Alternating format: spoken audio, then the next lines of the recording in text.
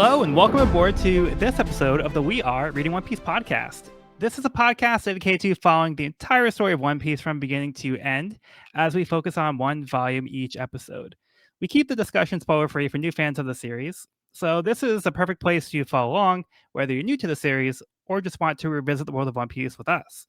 This week, we will be covering Volume 25, The 100 Million Berry Man, which covers chapters 227 through 236.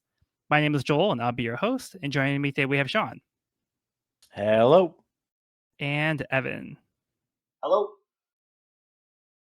All right. So we are going to be continuing Jaya.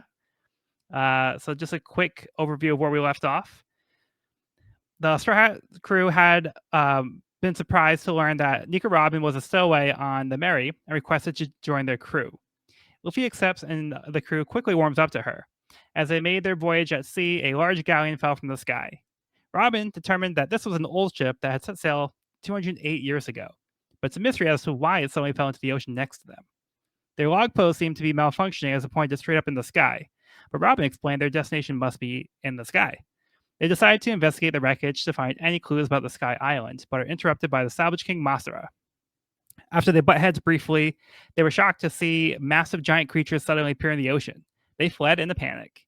They found themselves in Jaya, which is home to the pirate haven of Mocktown. Seeking information, Nami encouraged Luffy and Zoro not to fight to avoid stirring up trouble. Trouble found them as the cruel Captain Bellamy set his sights on Luffy's bounty. Luffy and Zoro refused to fight back, as the entire bar mocked them for being weak and for believing in the Sky Island.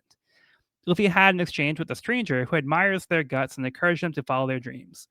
Back at the Mary, Robin returned with a lead on someone who might have information about the Sky Island, Mont, Blanc, Cricket. As the crew made their way to sea, they encountered Masara's brother Shoujo, who damaged the Mary with his sonar attack. The Mary retreated, and the crew carried on to find Cricket.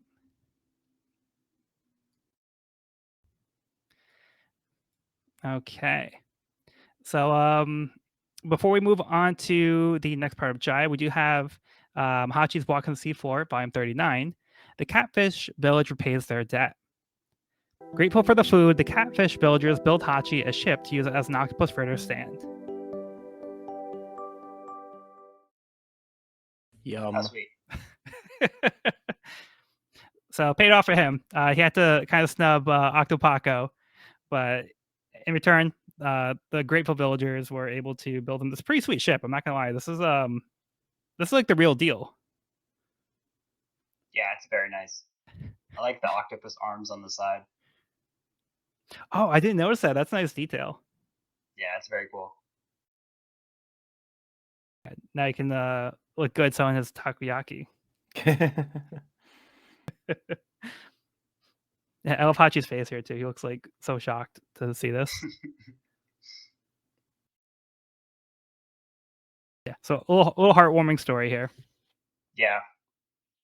Okay. Chapter 227, Noland the Liar.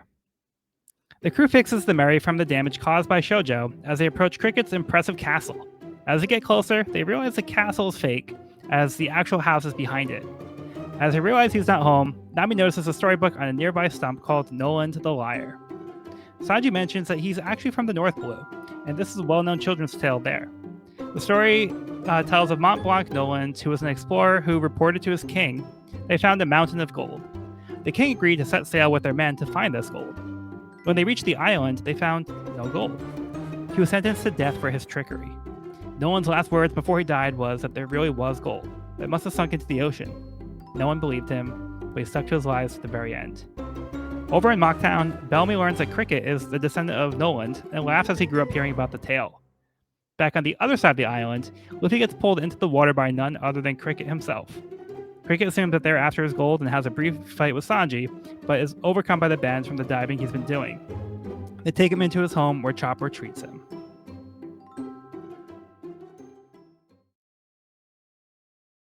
Very nice of them. All right, thoughts on this one? Evan, can you lead it off? Just because I'm having some trouble here. Sorry. No, yeah. I thought getting the story of Noland the Liar was pretty cool. How it's like an animated, it's like an illustrated story within an illustrated story. Hmm. So I thought it was kind of cool how they changed up the art style for that. Right. That looked like visually, I thought that worked really well. Almost kind of looks like a wood block, kind of like etched style. That's really cool. Yeah. And then we get the intro of Cricket, which was hilarious. I love how he comes out of the water and he's already got a half smoked cigarette in his mouth. He wasted no time. Wasted no time. I thought that was Sanji's pretty cool. smoking He's too. still sopping wet and smoking. Yeah, so What the did cigarettes. Luffy say? What did Luffy say? He's like, I saw a chestnut or something in the water. Oh man, pretty hilarious. Yeah. But if you notice, like that hat or whatever's on his head is similar to what Noland has on his head in the story. He must run in the family. Is that a hat or is it just? I thought it was like some. Putting it past One Piece with their hairstyles they're known for. Like it's just some form of shaped hair, but It could be. I'm not sure. Yeah, I've always assumed it was like just part of their head. Yeah, I don't. hat. Logistically, I don't know how that works. I mean, if it's a hat, it's sticking on really well, even as he's like lying down and stuff. So, Well, if you look at Noland also has a chestnut head. yeah. So yeah, I It's a don't know. little different Maybe it pattern. does run in the family. Like and in the storybook print, there's like a little depression in the middle that seems to like go into his head, or unless that's the I don't know. Regardless, little peak or something. it's funny. Yeah. Yeah, we find out that Sanji's actually from the North Pole. I don't know if they mentioned that previously. I don't think so. In I don't think so. his backstory. So yeah, that's a little tidbit here about Sanji's backstory. Chopper really wanted to dig, or is unsure whether to dig. Or I just love this. Chopper, be quiet. What are you doing? Well, not he's telling the story. They're almost kind of like a dog. And we get the first of what will become one of my favorite running themes of this, of everyone looking at Usopp whenever Nolan the Liar is mentioned. Yes. Why are you looking at me when you say that? And stops adding your own commentary. Yeah. Died without ever becoming a brave warrior of the sea. That wasn't part of the story. Yeah, that's probably my favorite part of the chapter. It's an even better one in the next, but yeah. Yeah. Great. Okay, so I have a comment, sort of a general comment on maybe the translation, but you see on Cricket's shoulder, he's got the maroon tattoo, also yeah. chestnut shaped. Yeah. Is that in English in the Japanese version, or is it translated?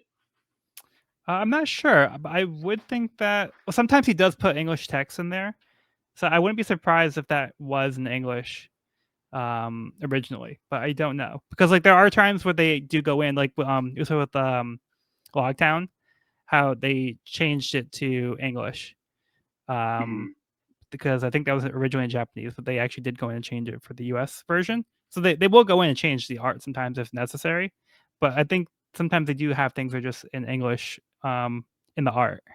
I did a quick Gotcha. Google. And I'm seeing a page in Japanese here, but the tattoo is still in English. Okay. Gotcha. Posted in the Discord. Yeah, I was kind of curious because I have noticed like sometimes it's translated, sometimes it's not. Like with when it says justice on the back of the Marine jacket, like they leave that in Japanese and then have like an editor note. Right.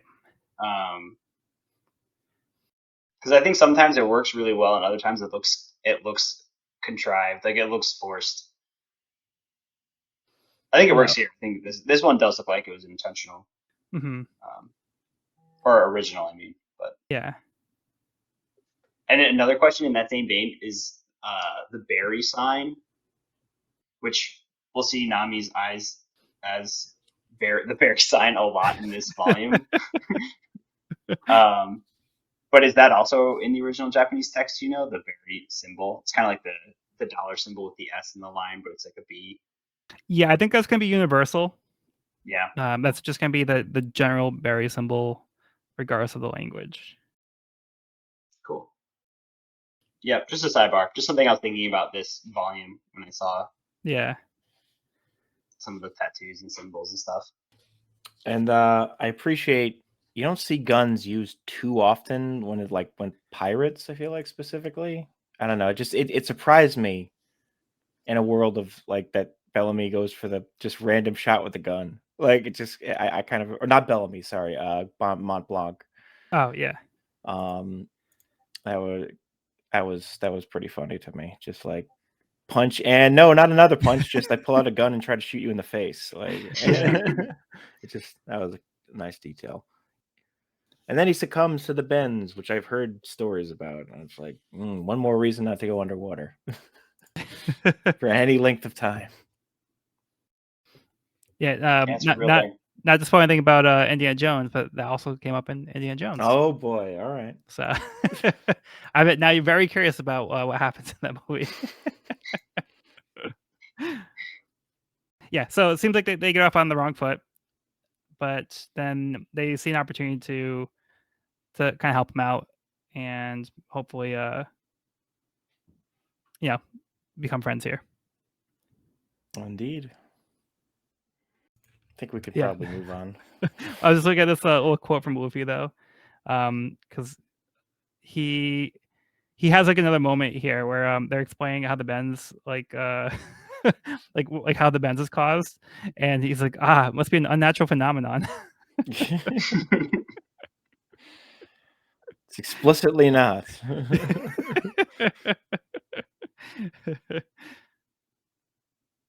Okay. Yeah, but we can move on. Let's get the next part of the cover story. Hachi's Walk on the Seafloor, final volume. Grand opening, Takoyaki 8, an octopus fritter shop on the high seas. Hachi sets sail in his new ship, eager to fulfill his lifelong dream. What a saga. Yeah, so a happy ending. I hope we get Sanji. I hope we get Sanji's opinion of the takoyaki at some point in the series. We'll have to see. We'll see. Yeah, I know you were just asking like how long the cover story is going to be in the last episode, Evan. So now we got our answer. We're getting close to the end. So here it is. What's next? Yeah, so we're gonna have a little break from the cover stories for most of this volume. So let's move on to the next chapter. Chapter 228, Mont Blanc Cricket, the last boss of the Monkey Mountain Allied Forces. Our second favorite sea monkeys, Masira and Shoju, hear gunshots and become worried and burst into Cricket's home. To their great surprise, they find the Straw Hats tending to Cricket. Cricket apologizes for attacking the Straw Hats. He was under the assumption they were after his gold. Luffy asks Cricket how to get to Sky Island. Cricket replies that he is a descendant of Noland the Liar, a person who said it exists. He explains that Noland was actually a very honest person. Cricket hands Nami a logbook from 400 years ago, which provides evidence that the Sky Island does exist. Cricket asks Masira and Shoju what they think of the Straw Hats, contemplating whether to help them to reach their destination or not.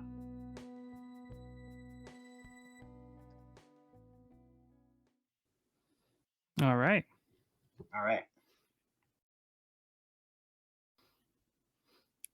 So hopefully this lead pays off. So we'll have to see what information they can get from Noland. I love the immediate what's the word? There's a specific word I cannot come to mind right now, but the trope of like, there's gonna be a fight. Like they won't listen to reason. They're savages. Let's escape from that. They listen to reason. That's so great. Yeah. And it's not me. It's not me. Our names are different. Yeah, this is perfect. Yeah, so Everyone's looking at new stuff. Cricket says, well, there's one man who said it did, but he went down in history as a liar, and his descendants have been the objects of ridicule ever since. And Luffy just gives him like a stare.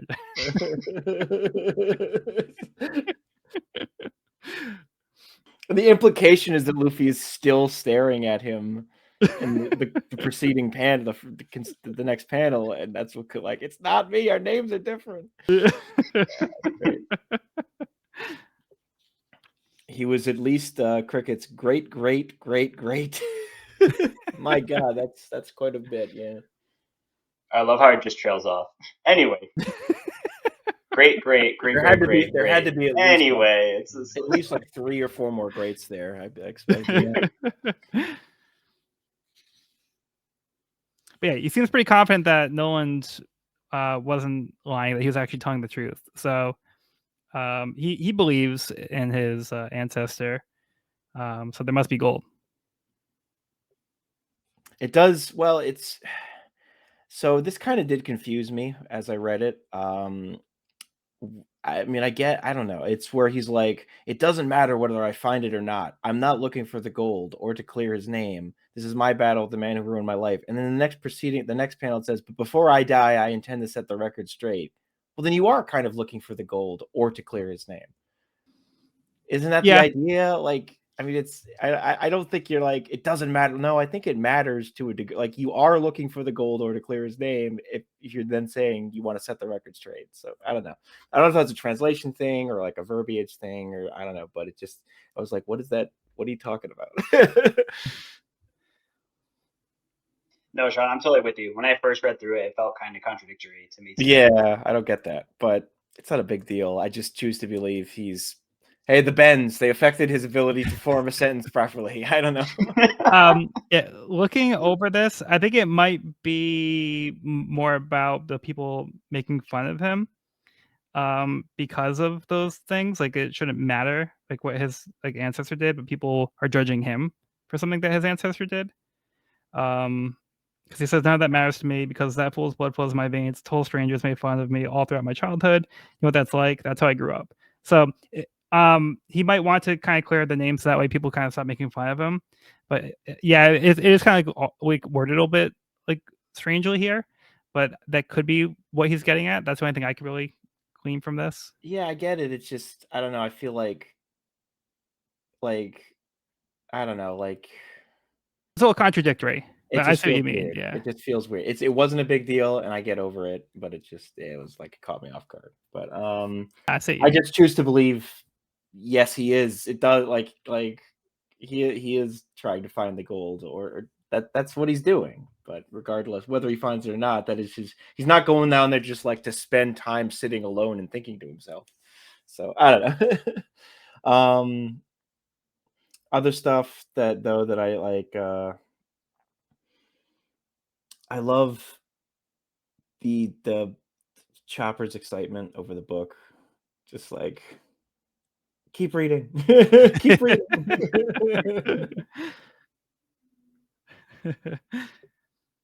Yeah, just a lot of good background moments of these wackos. This man is never not smoking. Yeah. Giving Sanji a run for his money. Yeah, really. Yeah, just go a little background how Masura and Shoujo kind of fell in. They're kind of like admirers, and they kind of just like stuck around and kind of became his friend. So I said like there were some people that didn't like mock him for for Nolan's past. So that's nice that he found some companions to kind of celebrate this thing with. Very sweet. And Luffy is very determined to still go to the Sky Island. So after everything he's heard, like he doesn't care like if it means people making fun of him. He wants to go to Sky Island. That's the only thing that matters to him now. I'm tired of the monkey stories. Yeah, and then I always forget like the wording for the Monkey Mountain Allied Force. Like it looks like they're agreeing to try to do whatever they can to help the Straw Hats get there. So it seems like they're going to be valuable allies to make this be a reality. So right now, this is kind of like their only, like, kind of lead in the right direction. Seems like it. Okay, you guys ready to move on? Ready to move on? I'm ready. All right, chapter 229, Let's Eat. Cricket offers to tell the Straw Hats everything he knows about how to possibly get to Sky Island.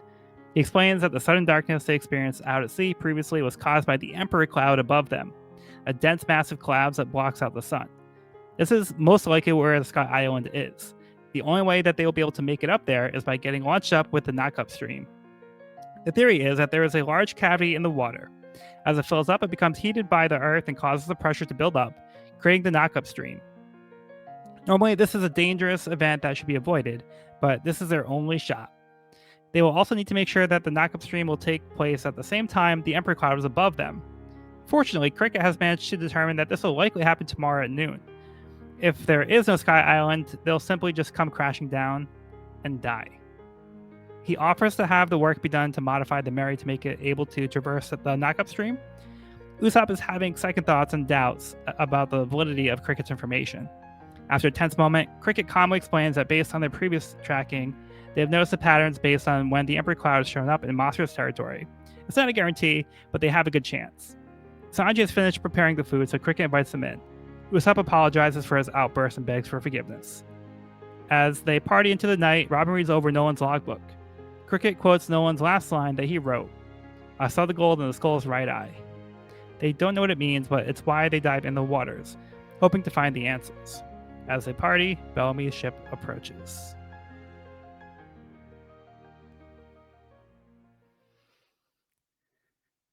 Okay, who wants to start off on this one? I love the very first page when Cricket is like, "It's up to you if you believe it or not," and Luffy's immediately like, "Okay, I believe it." Yeah, And immediately Hasn't heard Zoro anything. Yeah, I had to know about that too. Yeah, Zoro's That's passed out. hilarious. And Usopp, yeah, just a little hand swag. Yeah, I love that. Wait till you hear it. Yeah, so we get some details on how this all works, and it sounds incredibly dangerous. Yeah. And it's kind of crazy. Yes, I feel like their only yeah. motivation is like convenience that they have their log is currently set to it, and just curiosity. Yeah, it's just like, wouldn't this be cool though? Like, But like an island in the sky, though. Yeah. Yeah, so right now they don't have any other direction to go for the log pose. So they're kind of like, if we're going to keep going along the Grand Line, we got to follow the log pose. But regardless, Luffy is now dead set on getting to the Sky Islands no matter what that takes. Like, there's nothing more important to him in the entire world right now except getting to Sky Island. So when Luffy sets his sights on something, he is going for it. Right, because when the log pose will reset in a couple days, right, from where they are now, right? So they're trying to get to Sky Island before it resets. Right. So if they go to Jaya, like they mentioned the last time, so if they like chilled on Jaya for a little bit, it would take 4 days for it to reset. So they have to leave before the 4 days are up, otherwise it'll miss the direction to Sky Island, and it'll have a new destination for them. Because Jaya technically wasn't on the route for the log post, but they happened to come across it. Kind of like what happened with Drum Island. Right. Where Drum Island also was kind of like, it wasn't on their course. So purely curiosity. Yeah. It's a spirit of adventure. Yep. good stuff. And then like I was kind of mentioning in the last was the last chapter how Luffy didn't understand something. So yeah, we have another case where he calls something mysterious. So he says, "So it's a mysterious cloud, huh?" And then no one's like, "Correct. It remains unexplained to this day." And then Chopper's like, "Luffy, you're so smart." So the one time Luffy calls something a mystery and somebody like actually says, "Yeah, we don't know how it works." Like the one time that actually ended up being the case, and Chopper is like amazed that like Luffy like was so smart about this. Was kind of get shot in the dark. It could have been like anything. That's so funny. Something I'm noticing that Oda does a lot now that we've been like thoroughly introduced to these characters is there will be cells that just have speech bubbles and they're not connected to any person in particular. But I feel like it's so easy to tell who's saying what at this point. Yeah, sometimes. Like I feel like there are times where it's not always clear, and I feel like that happens maybe like later. There are times where like it is a little hard to tell because like sometimes it might be from like a distance, like it might be like the ship, and it's like you can't really tell like who's saying what. Right. You kind of have to like make like your best guess. But like sometimes like you're right, like over here, yeah, you could tell. Yeah, I think you can tell. Which one's Luffy? I also found this Screaming amusing everything. too. Going back to like Luffy again, seeming like the know-it-all here. So he tries to correct Noland and says, "You're not too smart, Mister. When there are lots of clouds, it's called cloudy, not night." And then Oh. Usopp, yeah, cloudy. And then Chopper's like, cloudy. So start like getting up on. He's like, I know, like that's what I was saying. Yeah, so nice little moments in between here that I really enjoy, little character moments. It's one of these things that happens every once in a while in One Piece where, like, it's I don't know, like it's cartoonish in its own way, but he gets to like Oda will be like, I'm going to make these diagrams of like this sea-based phenomenon. Like I swear he's done it a few times before with like when Nami first explains various things about sea travel and other things. Like he'll get into these like diagram type things of like, here's how this works and it does a thing, and it's like it's probably bullshit, but it looks real enough that I'm like, sure, that's how it works. Like, and it kind of just sells it for me in its own weird way. Like within the internal logic of One Piece, at least, it seems as scientific as anything else. Right. Totally. I agree. So I really do think that helps like flesh out the world a little bit. Like it makes it feel more lived in. And when he gives these explanations, so there's a lot of information being explained in this chapter that gives us more context for how this world works. It might not work in the real world this way, but like he gives like an in-world explanation that we can buy and be like, okay, so yeah, that totally checks out. I don't need to really question it any further. This makes sense. So I do think that strengthens like the storytelling in that way. Definitely. And he also goes into detail as to how this is going to work out, where their goal is to find the knockup stream. Like they kind of based on the patterns that they've noticed in the past, they've been able to kind of see that the timing should work out where they can expect it to be in a certain area. So these things are seemingly convenient, but like in a way that makes sense for the story.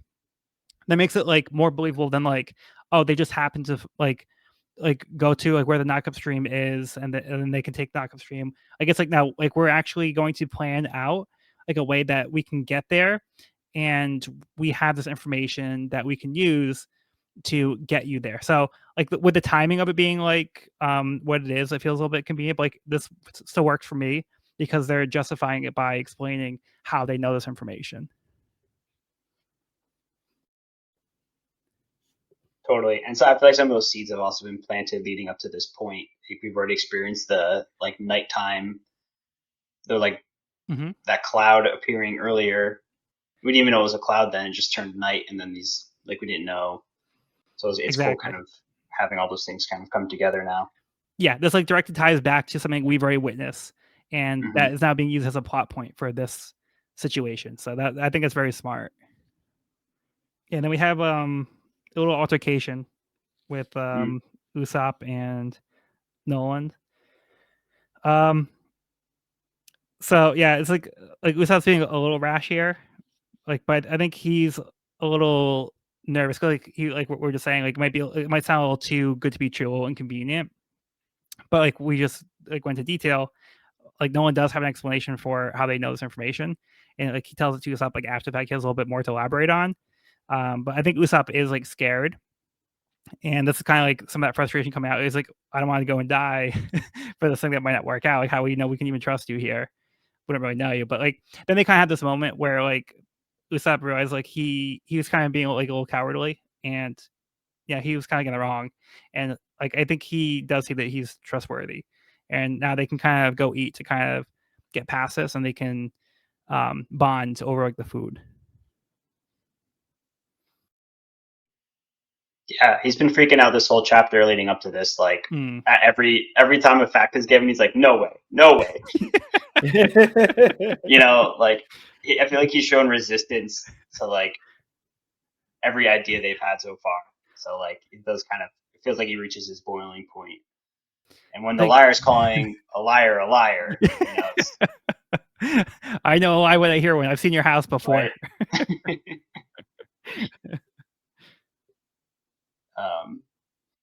Yeah, I love Oda's use of the speech bubbles with the asterisks in them. Or is that what's the word? What's Oh, the the word exclamation marks. No, the like ... just meaning silence. Oh, like the ellipses. Ellipses, that's the word. I love his use of ellipses throughout this whole argument. Yeah. Because it's like you could just not have a speech bubble there, but by having a speech bubble there with the dots, you know they're not saying anything. It's not just like a cut to or something like that. Like I think it's a cool way of showing someone's silence. Yeah, like they're processing or thinking. Right. So yeah, I think that's a little bit more active than just like saying listening. they're not saying anything. Yeah. Like listening intently. Yeah. Yeah, I also wanted to mention I really enjoy seeing more of Nico Robin as a character, because while everybody else is partying, like she's still kind of like she's kind of looking on like a little bit separate from everybody else, but she's kind of like still finding like amusement in it. But she's like kind of studying. She's kind of like the kid in class who's like, like I want to like do my studying. Like I'm kind of like book smart kind of person. But she still finds amusement with the rest of the party. But she's off reading the logbook, so she finds this interesting. So she's actually actively trying to learn more what she can from this. So I really enjoy this little character moment from Robin. So she's not actively participating, like saying anything, but I think this says a lot about her. Totally. She's very like soft spoken and kind of. I mean, she's on a boat with a lot of very loud characters, like a lot of loud personalities, and she's like very reserved and seems just to be like a good listener and only kind of chimes in when it's important. And I think it's also maturity. I mean, we've confirmed she's like a bit older than everyone else. Yeah, so it's probably a good 10 years or so. Yeah. I empathize with Robin. Not quite. I would not call myself necessarily book smart, but it's very much me at recess reading a novel at the side of the thing while everyone else plays Foursquare. So, yeah, so very likable trait for Robin. Okay, you guys ready to move on? ready. Okay, so we'll get Evan's summary for the next chapter. Okie doke. Chapter 230, Pursue the South Bird. As Cricket tells a story from Noland's logbook and shows the Straw Hats some of their treasures from ancient Jaya, he realizes he forgot a crucial bit of information. In order for the crew to find the knock-up stream, they'll need to capture a South Bird to lead them there. The Straw Hats decide to break up into teams and venture into the jungle, while the Monkey Mountain Allied Force add reinforcement to their merry go. Team 1, Sanji, Usopp, and Nami find themselves covered in creepy crawlies. Team 2, Zoro and Robin find themselves getting lost. And Team 3, Luffy and Chopper, find themselves bombarded by falling beehives, which is revealed to be the work of none other than the South Bird, who gives them a warning saying whoever invades this jungle will die. Meanwhile, back at Cricket's house, they're met by an unexpected guest demanding gold. It's the Hyena. Dun, dun, dun, dun. All right, so yeah, maybe they were partying a little bit too prematurely here. Yeah, right. Hold up, pump the brakes. Forgot something.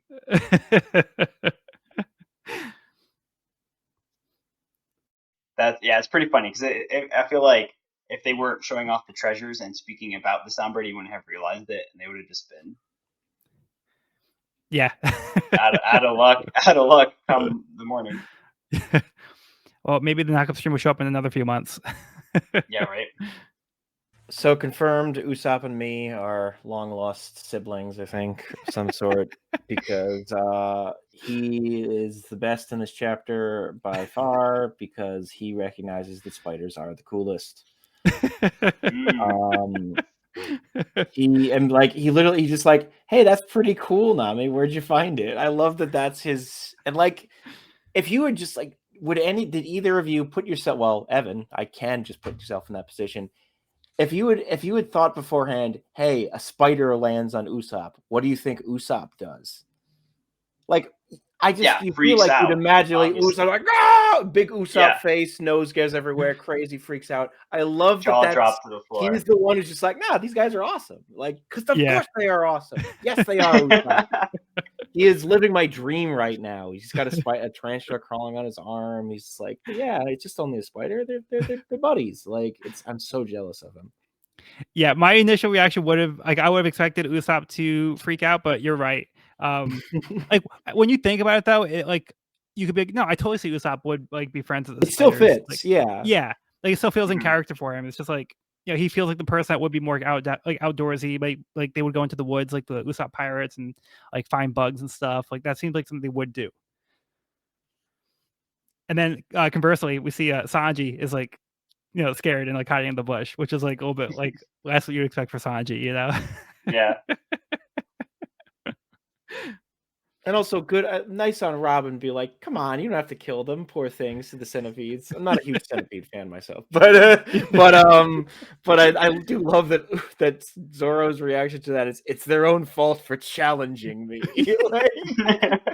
like, did it even really try to fight him, or like, I mean, it is big, but like, come on. Well, they presented themselves like in front of Zoro, so to him that's a challenge. That's a challenge. It's like... Who picked teams? Who put these two together, right? Like, I feel like they butt heads, and I feel like this was just like a little short of them butting heads. It's almost like put Zoro with Robin, like somebody that you know you can trust, and somebody that you don't know you can trust. Yeah, so that makes sense. I feel like Zoro is a person that you would want to kind of like have to keep an eye on Robin, you know? Yeah. And he even says, he's like, I still don't trust you. Yeah. The real question, though, are Hercules beetles as valuable as the One Piece? Ooh. That's a tough one. Let me get back to you on that one. Yeah.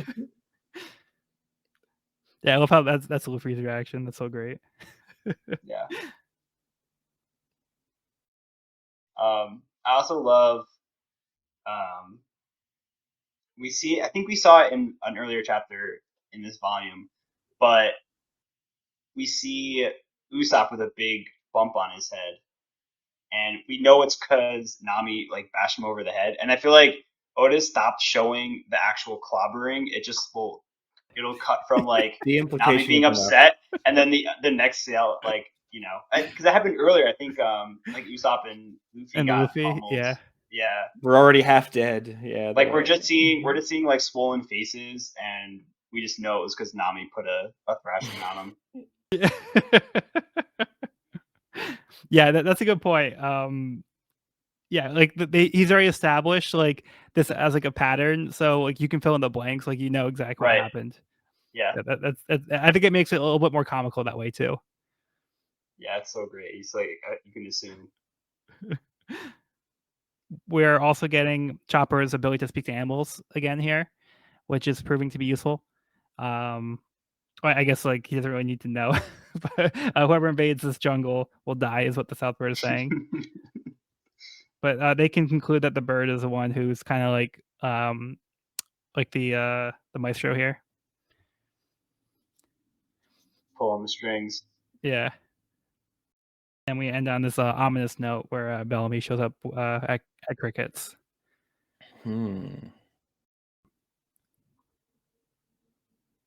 What a weird looking dude with his giant tongue. Yeah, he's off-putting. Got the like maniacal eyes going there. Okay, I think we're ready to move on. Ready. Yep. Okay. In the SPS, I just wanted to point out this is the one I mentioned previously, where we see how Oda pointed out that Mr. 3 was floating in the water when he showed up. Oh, yep. Yep.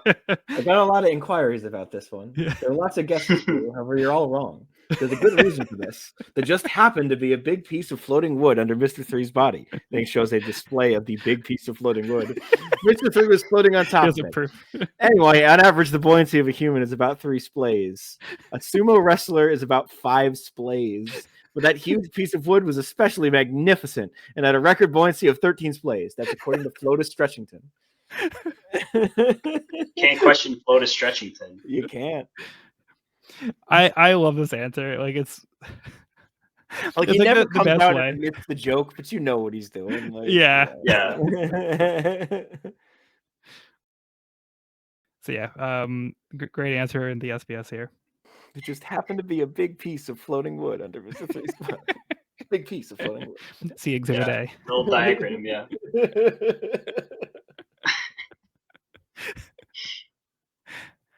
Okay, moving on to chapter 231, Bellamy the Hyena. Luffy and Chopper run for their lives as some deadly mantises slash at them. The nearby Southbird looks down on them, but Chopper realizes the bird is giving the orders to the bugs. Throughout the jungle, the Straw Hats continue fighting off the various bugs. Back at Cricket's home, Bellamy and his men attack Cricket and the two brothers as Bellamy takes the gold bird. They prove to be no match for the power of Bellamy's boing boing fruit. As Bellamy gets ready to leave with the gold, he mocks them for believing in Noland's lies. Not willing to stand for this, Cricket tells Bellamy that he has no right to call himself a pirate, being the dreams out of others. Bellamy does not take kindly to this.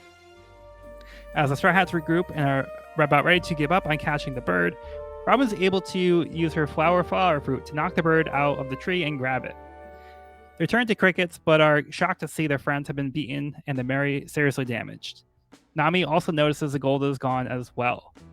Cricket says not to worry about them. They can still get the ship ready by sunrise.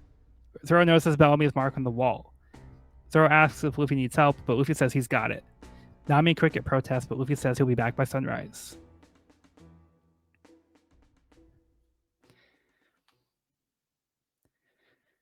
Okay. Let's start with Evan on this one. Loving that last cell. Classic Luffy. He's got that determined look on his face. You know, he means business. Yeah. I'll be back by sunrise. Love that. It's a great ending to the chapter. We also see the reveal of the boing boing fruit. Mm-hmm. I definitely thought that Bellamy the Hyena was going to be a Zoan type, but nope. It's a curveball. He's got springs for legs. The boing boing fruit. Yeah, interesting. Similar-ish to Luffy's ability a little bit. Yeah, a little bit. Yeah, I was definitely expecting him to turn into a hyena. Which would make sense given his name, yeah. Yeah. Also, those praying mantises, dude, are not messing around, man. Those things are intense. I think all the bugs are pretty crazy, but yeah, the mantis in particular. Yeah, right? Some murderous bugs. Is that a little bump on the mantis's head that, like, did he like whack him with the flat of the blade, I guess? You think you could beat me, huh? I love Zoro's just like, is that a housefly in my way? So you've chosen to challenge me. He's just like, good Lord, Zoro. Meanwhile, Nami, Sanji, and Usopp are fighting a giant slug and throwing salt at it.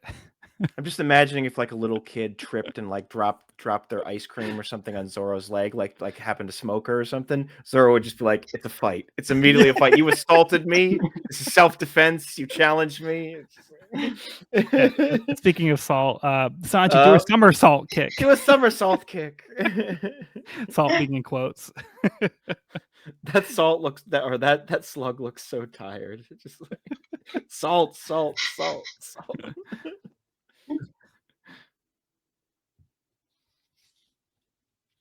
Good thing they brought their salt with them. Never leave Well, home without it. Each brought a bag of salt, just in case. Yeah, going back to Bellamy, in the last volume, we saw kind of the aftermath of his power. So there was like a bunch of indents in like the walls, and like the floor was like smashed. So this kind of gives like an indication as to what happened. Like before, they just mentioned he had some kind of devil fruit, but we didn't know what caused it or like what his actual power was.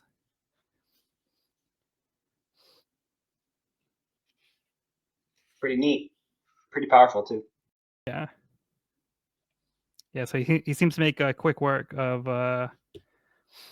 the Monkey Mountain alliance. Sadly. But we have like another moment here. We've seen it like a few times in the series where even though they don't stand a chance, where like they still have their beliefs. Like we see Noland here.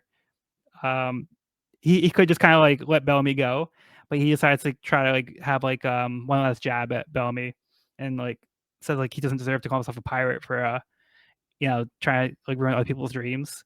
He just calls him like a bully. So and then like the look that Bellamy gives him is like, "What did you say?" So I think it's a great moment too for Nolan, and to show like how Bellamy is just like kind of ruthless here. Yeah, Bellamy's got that crazed look at all times. Yeah, it's pretty great. You see Robin make quick work of the South Bird. I thought that was hilarious. Like the sprouting arms of the bird, just like visually, it was very funny. Yeah. Joe? Joe? He's saying, haha, you can't catch me. What, he's taunting us? I'll shoot you down. Yeah. As long as I can see it. I love that Yeah. Robin just like, guys, I got this. It's all good. Yeah. Like nobody seems to be able to get it, and then No Robin just sweat. like comes out of nowhere. Okay. Joe! Yeah. Picturing that is just kind of funny. The bird just like sprouts arms that hold the wings down, and then another arm smacks it down to the ground. That's where Robin's ability comes in handy. Yeah. Handy. I see what you did there. And I think this might be the first time we've actually seen her arm sprout out of something that wasn't like another like living thing, because it looks like it comes out of the tree. Yeah, it does.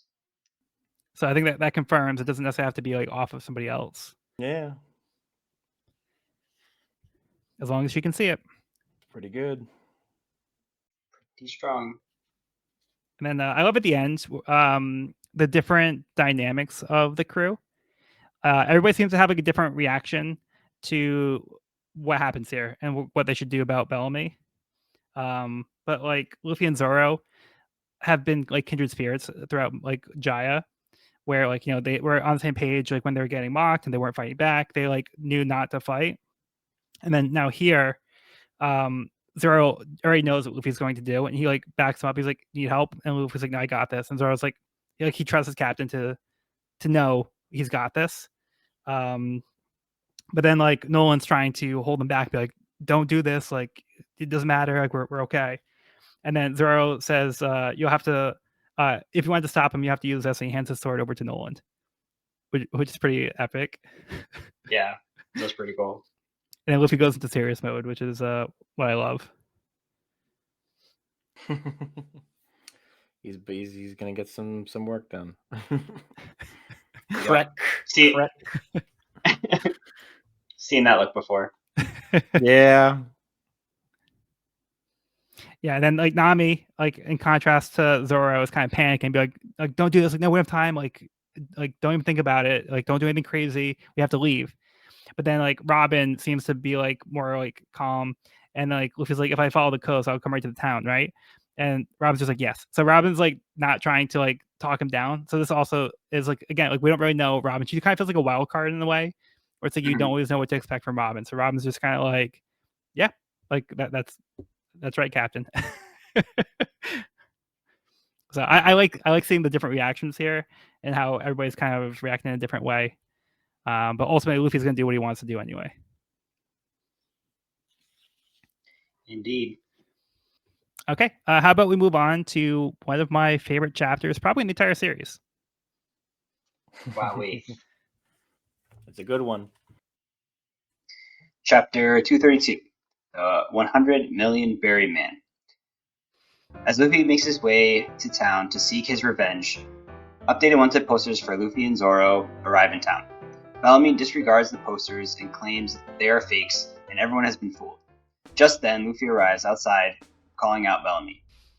Luffy asks him to return the gold he stole from Cricket, but he refuses and confronts Luffy. Bellamy springs into action, launching an attack which Luffy is able to dodge. Then Bellamy starts rapidly springing from building to building, moving too fast to be seen, calling it the Spring Hopper attack.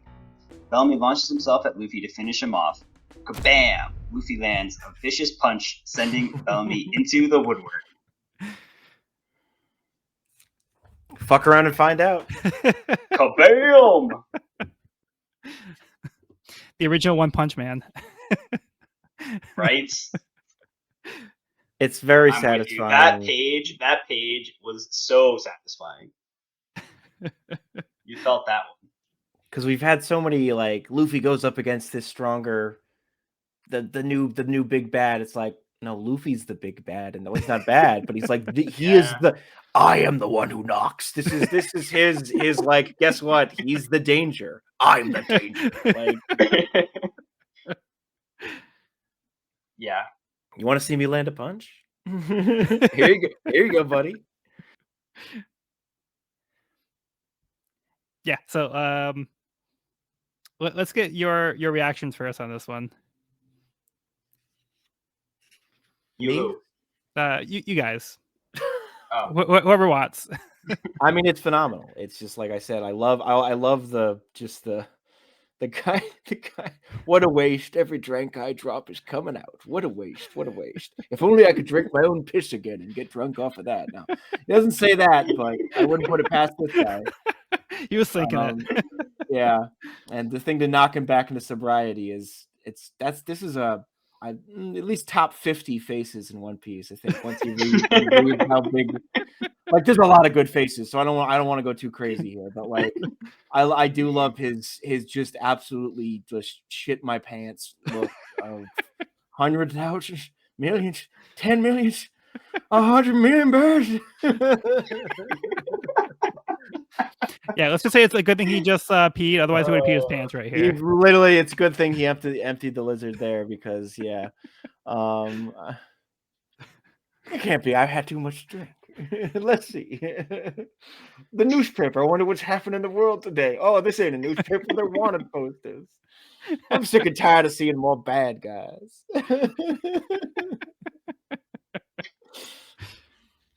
I love. I'm dry as a bone. I don't even have a drop of sweat left. Oh yeah, you do. Clearly you do because You just found some. Oh man. I love that even in before his just being an absolute total badass, Luffy still like basically trips on a branch on his way to the thing too. He's like, oh, whoops. Oh yeah. So Luffy. It's just like so Luffy. He's so determined to get to the thing. He's like, oh shit, whoops, wow. but he doesn't. He keeps going. He lets out some steam and he gets motivated. Also, okay, I don't know if it's like, yeah, no, looking at it now, it's just his head. But I swear, right after the drunk guy is like tells them like who on the page, what are you talking about? Who's gonna kill me? Silence. The guy on the left, it looks like the top of his head has been cut off. Like it's not. He's just bald, but because it's like his eyebrows are sticking forward just slightly, it looks like he's like missing a chunk of the top of his. It's like he's missing his hair. Like his whole scalp has been like sliced off. Or he's supposed to have a bandana on or something. Yeah, it just kind of looks funny to me. I thought it was like, wait, is that an art mistake? No, it's not. And it's just he's bald, but his eyebrow bones are like out to here. It's just funny.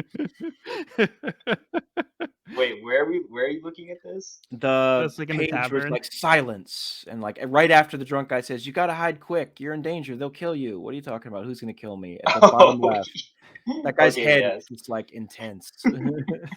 Yeah, I see it. No forehead. Yeah, he has no forehead at all. Like, it's just eyebrows and everything above the eyebrows just flattened. Like, Well, he's got a huge scar. Maybe I don't know. Look at I that. don't He's know, got like man. a. Maybe, Looks yeah. like he had like a lobotomy. Took a little off the top. He got a bad haircut. Yeah. Well, yeah, it was really cool seeing Luffy and Bellamy face off. Like, you know, like I said earlier, I was really curious to see how these two devil fruits would face off against each other because they do have some similarities. And Bellamy seems pretty powerful, and they have this cool face off on like the roof of this watchtower. I'm like, all right, here we go. Yeah. Like it's about to go down. And then Bellamy's doing like his signature move. I'm like, all right, how's Luffy gonna battle this? And then we get that full page, just like go barrel, one punch, just ended him. I was like, that was. Yeah, it's like you said. It's like that's the Luffy we've been waiting to see. Is like when Luffy's the top dog, not fighting somebody that's like out of his class. Because like Sean said, like he is the top dog now, like 100 million berry man. He's the one that you don't want to mess with. Yeah. This is so satisfying, especially with the buildup from all of last volume and the way that everybody's like disrespecting them. So by delaying this moment makes it that much more satisfying. Like it's so Totally. perfect. Because like Nami's like you can wipe the floor of this guy, like just beat him up. Like what are you doing? And like as a reader, like you probably think like the same thing at first. Like Luffy, you can take this guy. Like but Luffy shows like he was like the bigger person because like he knew he could beat him, but like he didn't feel like he had to show it. But now like Luffy has something to fight for.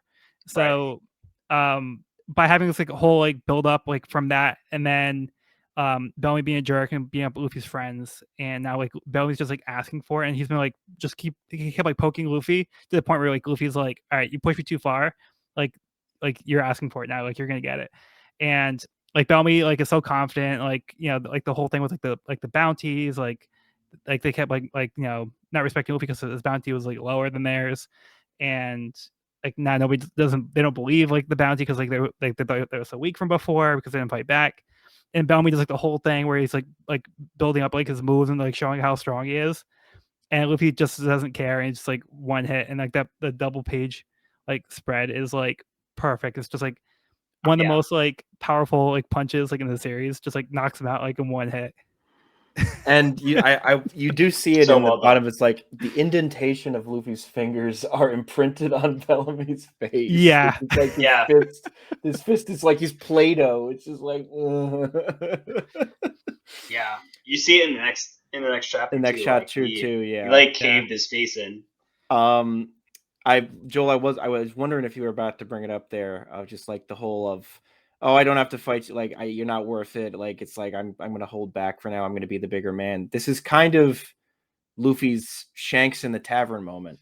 It is like you saw the mountain bandit spilling booze over him and knocking his stuff, and it's like, and back then Luffy's like, why aren't you fighting back? And then it's like, oh, whatever, like I don't give a shit, because Shanks was just naturally that kind of guy, and also Shanks knew like you can't actually hurt me. Like I know what I am. Like, but then when the mountain bandits fuck around and find out and mess with his friends, oh, okay. So you do want to play, like, and that's exactly. So here we are. Like it is kind of his moment of that now. Yeah, that's a good point because like Evan and I were talking about how there was a parallel with Luffy and Shanks from the tavern scene, how like Luffy wasn't fighting back, like it was like how Shanks like let the mountain bandit pour the alcohol on him. But you're right, like there's like that also the payoff as well. So sorry, I wasn't here for last episode. No, it's okay. But like we're now getting like the full circle of how like it's another like it's a further parallel beyond just like Luffy not fighting back like a Shanks thing that he picked up from, but like also knowing like when to like fight back and like show like the force to like when it's needed, like he didn't need to show the force like before to show he was like the bigger man, but now he's showing the force because he has it. Absolutely. Shows like maturity and growth on Luffy's behalf, which I think is pretty great. Another little detail I just wanted to mention. I also feel like with the fight, it's almost like a battle of their ideals as well. So like by Luffy winning this fight, it's kind of showing that his ideals are right, the what he believes in, over Bellamy, because Bellamy is trying to force his ideals on other people and trying to actively discourage people's dreams. But Luffy is about the dreams, and like, by Luffy winning this fight, it's kind of like showing like you can make fun of me all you want, but like I have my dreams, I believe in them, and being a pirate means to dream. So like this is kind of like Luffy showing like his way of being a pirate is like the right way. I kind of feel like we've had this kind of like conversation before, where by Luffy like winning these fights, he's showing that his version of the pirate is like kind of like the right way to be a pirate, like where he's giving like like Kuro's giving like pirates a bad name, like that kind of thing. So I feel like this is like Luffy's way of like enforcing like his ideals and like showing that like what it means to really be a pirate. Totally. Yeah, he's got his own way of doing things. That's for sure. And then the last thing I would just wanted to mention, I'm sure it's come up before, but I don't think I mentioned it, where when Oda does like a flashback panel, he doesn't redraw or reuse. He redraws everything. He doesn't reuse existing work that he's done before. So every panel is like a new panel for a chapter. So when we have like these flashback moments of things that we've already seen in the past, like he's actually like drawing it again.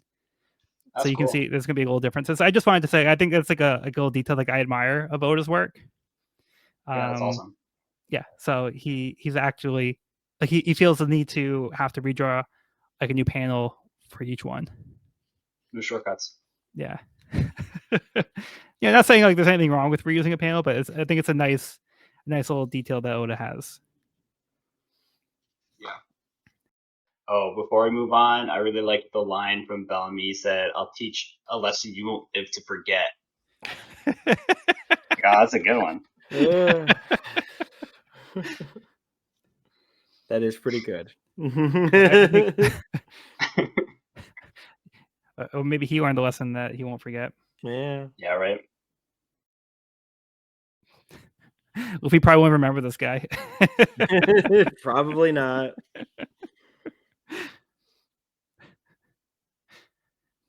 Okay. Let's move on to the next chapter. Chapter 233, The World's Greatest Power.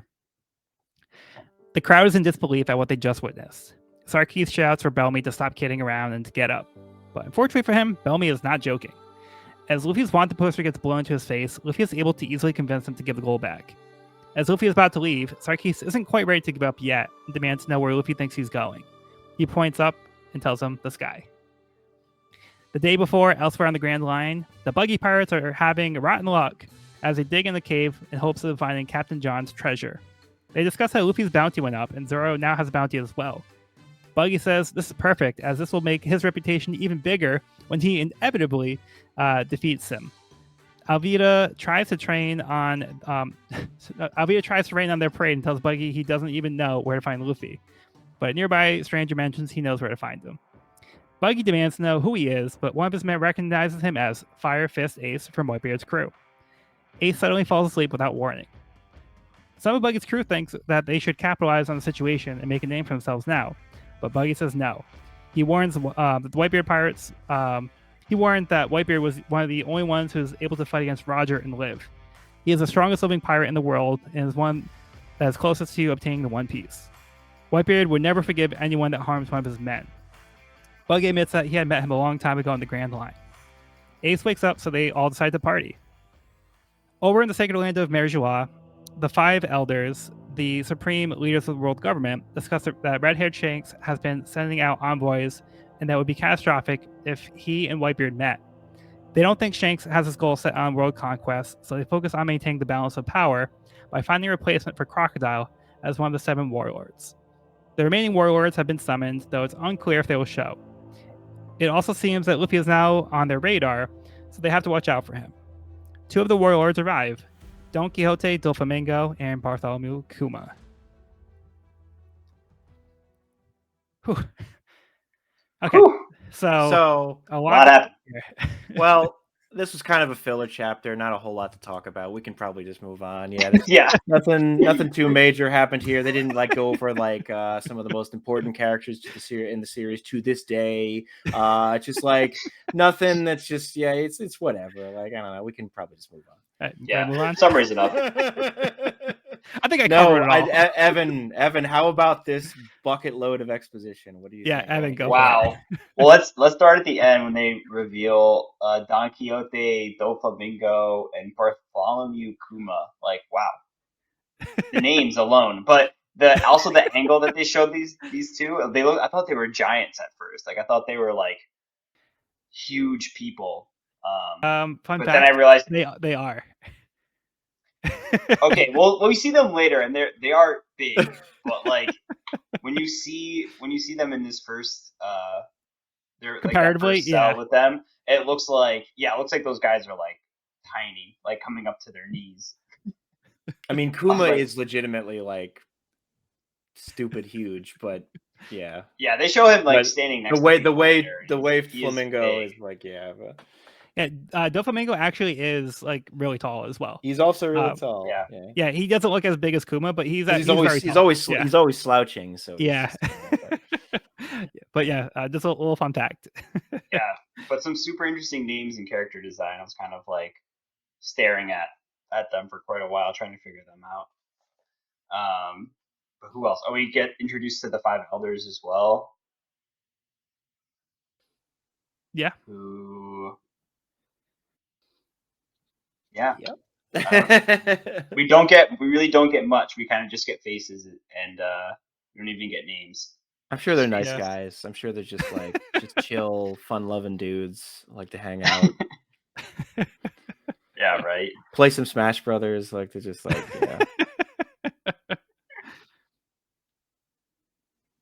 I love that they're all wearing suits except for the one guy who's like, no, I'm gonna be a samurai, y'all. Like, I'm sorry. Yeah. It's kind of give me like Gandhi vibes. Definitely. Gandhi with a longsword. The three great powers. Yep. Don't know what that means. So we have been introduced to two of them so far. So the seven warlords of the sea and the navy.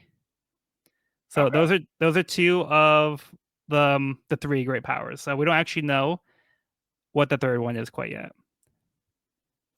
So I don't want to give too much away about that. But yeah, so far we know two by name.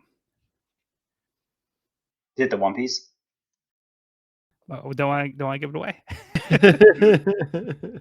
Just guessing. But by the great powers, they kind of mean like these like organizations of like people that are upholding like the kind of the status quo of the world. Yeah, so this is all very exciting stuff. This is giving more context to the world as a whole. So we see the Holy Land of Marijoa, and this is where the five elders, who are the leaders of the world government, are housed. So they're just kind of chilling here all day, like in their little cozy like fortress. But they're kind of discussing the important matters, and like they're trying to play like damage control with the debacle with Crocodile, who kind of like abused his powers of warlord, and now they're trying to like figure out what to do and how to get the balance back in order by having another warlord. So they're trying to figure out like who could be a candidate to replace Crocodile. Yeah, I feel like the world just kind of blows up in this chapter. Just like becomes so much bigger, and it's cool because we're also seeing like these like supreme leaders are mentioning Shank's name, and they're mentioning Luffy's name. Yeah. So it's kind of like a cool moment for just like the scale now of like the world, and now these these characters. I feel like that was a big step for Luffy in particular. Yeah, and this is like stuff I really love in One Piece, where they show, like, they don't even show much here. Like, they don't give us that much, but just like these little tidbits are enough to get me excited to show like the world like as a whole, like these big like figures in the world. Um, like I just enjoy like giving more context, like who these characters are, like that they exist. Um, but just like having this like little bit, I feel is just like really fun, and it does make the world feel like larger here.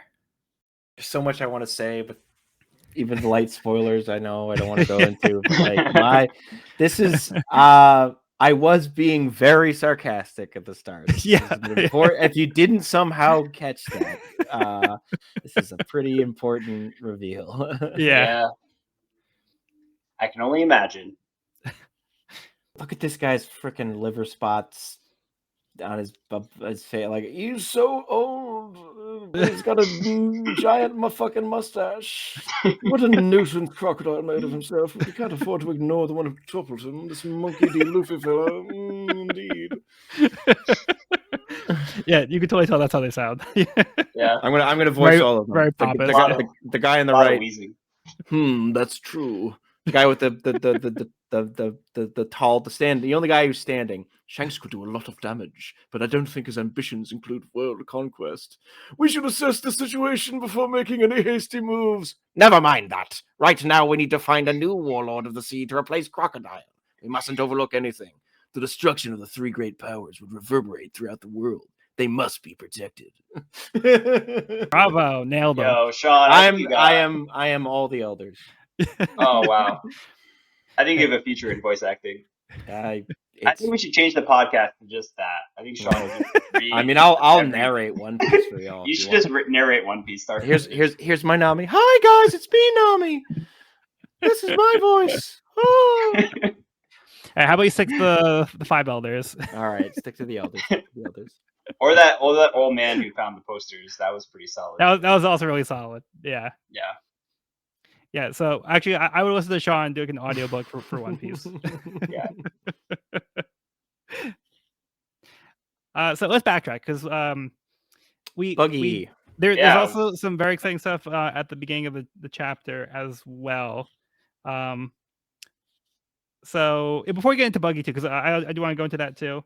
But yeah, just kind of like the aftermath of Luffy defeating Bellamy. It's pretty epic how everybody is just like in silence, like they don't even know how to react, they're speechless, and like everybody freaks out. And then like Luffy demands the gold, which is pretty great. But then Luffy gives the best answer when like Sarkis like is trying to act all tough. He's like, "Where do you think you're going, tough guy?" And Luffy's just like matter of factly, "This guy." Like, where else would I be going? But there's like a moment he's like before he's like, classic where? Luffy. Like it looks like he's gonna like fight back, and he's just like, oh, this guy. He's just like kind of move his hand to like point up. Everybody's like scared. He's gonna like knock him out. That was great. Okay, so yeah, let's go to some of the Buggy and Ace stuff here. Yes. Oh yeah. Love to see Ace back at it. Is this the first time Whitebeard's? No. Ace talks about Whitebeard briefly to Luffy, right? But he doesn't go into much detail, or am I exactly? I he kind of just name drops Whitebeard. He says like he's the greatest pirate, and like I'm gonna make him the king of the pirates. I want him to get the One Piece. Sorry, Luffy. But Luffy's like whatever. I've never heard of him. Of course, something. So that's cool. We get an establishment very directly from Buggy here that this dude's the real OG. This guy is the top dog. Yep. So he's the strongest living pirate, and he was the only one that like rivaled like Roger. So they were going like toe to toe, and like they could like they're basically like equals, with their abilities. So Whitebeard is the real deal. They said Whitebeard was the only one to survive a confrontation with him, right? Yeah. Yeah, that's pretty wild. I mean, whether or not that's like hyperbole, remains to be seen. But like maybe like at his peak, like he's the one that could like stand up to Roger. So yeah, and then like Buggy kind of like by Buggy's logic here, before we go too much of that, like when he hears about the bounty increase for Sorry Luffy, like he sees that as a way, instead of like being like the guys that beat me before, like, you know, they're getting tougher and getting more like fame, like I should be worried. He's like, oh no, that just means it's better for me, because when I beat them, it's gonna make me look better. So it's kind of like let them like flatten up a little bit, and then we can eat on them, you know. So yeah, you keep telling yourself that, Buggy. But yeah, what I really wanted to go into is oh, go ahead. No, I was just gonna mention that I love seeing the parallels between Ace and Luffy, and like you can definitely see the mannerisms that Ace shows it in Luffy as well. So yeah, enjoy seeing that. Yeah, and both just kind have of the getting same along with appetite. people, and yeah, partying, having a Yep. good time. Sleeping, eating. Yeah, so like in one breath, Buggy was talking about how, like, you know, he wants people to get stronger, so when he beats them, like, it'll increase his reputation. But then on the other hand, when somebody has gotten to a point where they have a reputation and like they want to try to, like, you know, capitalize on that, like, Buggy's scared. He's like, no, I don't want that smoke. Yeah. No. No. He also calls them meat hearties, which is one of the few times you hear like traditional pirate lingo in this series. Yeah. But again, maybe a translation thing, but I appreciated it. Yeah. So yeah, we're not gonna mess with Whitebeard's crew, okay? Look, I think I'm pretty hot shit, but I am not that hot shit. Right? Let's be honest with ourselves here. Like, he's right. It's a party. But yeah, then Buggy says he's actually met Whitebeard. So when he was on the Grand Line in the past. So that also kind of like makes his crew like kind of revere him a little bit more too as well. No, like Ace also is like, oh, so you actually know Whitebeard. So it's like now we can like party. Like you're like one of my friends now. Like we're all good. Yeah. So lots of really good stuff in this chapter. A lot of fun world building that I really enjoyed. Yeah, it really opens up the world a lot. It's great.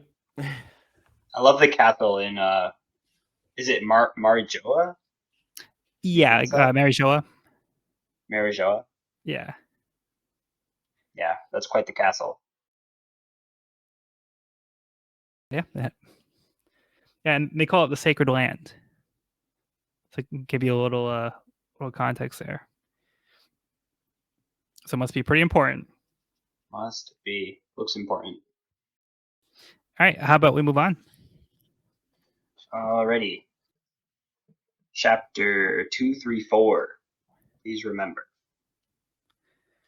At Marijoa, a meeting with the remaining warlords is called by Fleet Admiral Buda Sengoku to discuss Crocodile's replacement.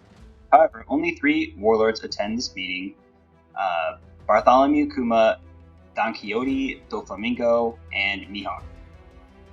As they begin, a mysterious man named Lafitte reveals himself with a proposition for a new warlord of the sea.